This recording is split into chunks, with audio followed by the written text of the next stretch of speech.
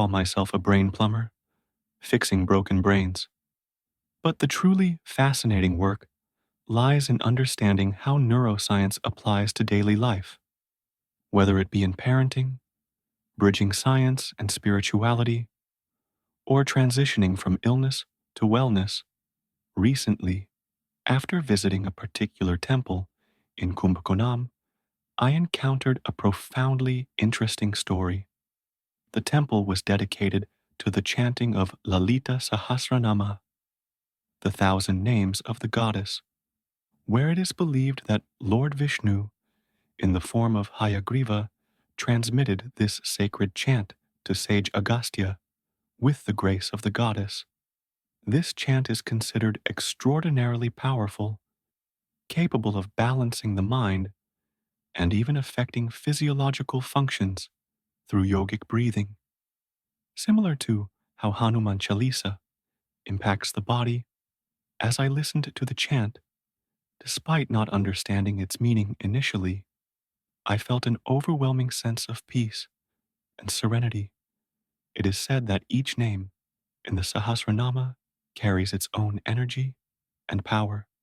I reached out to several practitioners who chant it regularly, and they described profound experiences. As I delved deeper, I conducted an experiment with the help of energy experts and neuroscientists, scanning the brain activity of individuals before and after chanting Lalita Sahasranama. The results were astonishing. Those who were expert chanters exhibited an increase in gamma waves, which are the most synchronized and powerful brain waves, indicating peak cognitive function. Beginners like me initially experienced an increase in alpha waves associated with relaxation, which gradually transitioned to theta waves, a state linked with deep meditation and intuitive insights. Our study categorized participants into three groups: complete novices with no knowledge of the chant, intermediate practitioners familiar with both the meaning and pronunciation, and advanced chanters with deep understanding and expertise. We observed that experts entered the gamma state within just a few minutes, while intermediate chanters exhibited dominant theta activity.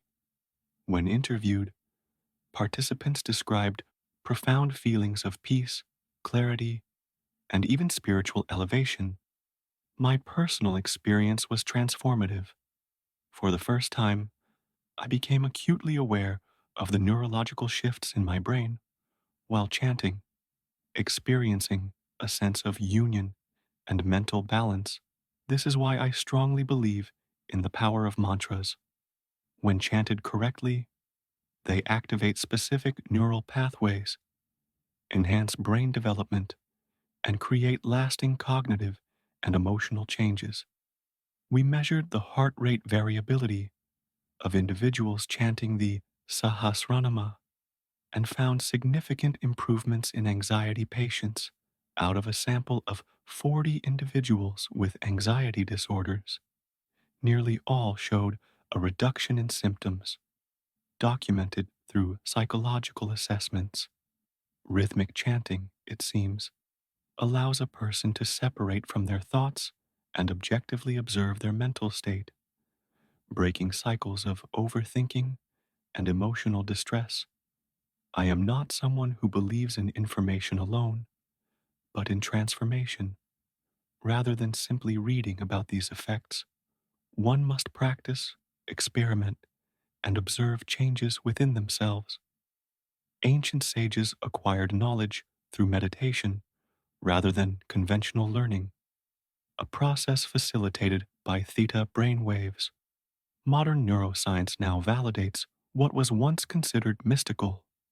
Lalita Sahasranama appears to quiet the brain's default mode network, responsible for dwelling on the past and future, thereby allowing one to be fully present.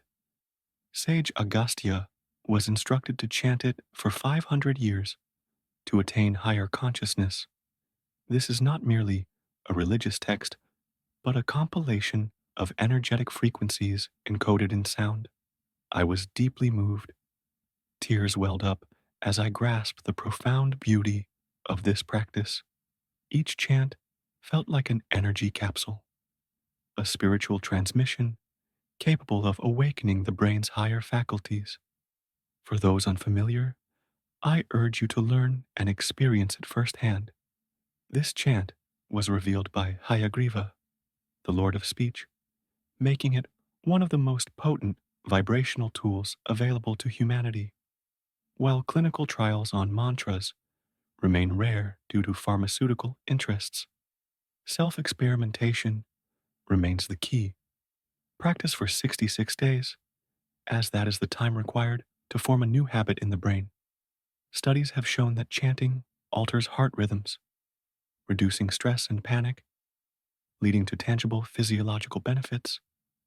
Ultimately, Lalita Sahasranama is more than just a chant. It is a weapon against disease, poverty, and despair, capable of unlocking human potential. I welcome further research and experiments in this field, as the ultimate goal is the elevation of human consciousness. My wish is for peace, prosperity, and well being for all. May every individual experience health, happiness, and inner harmony.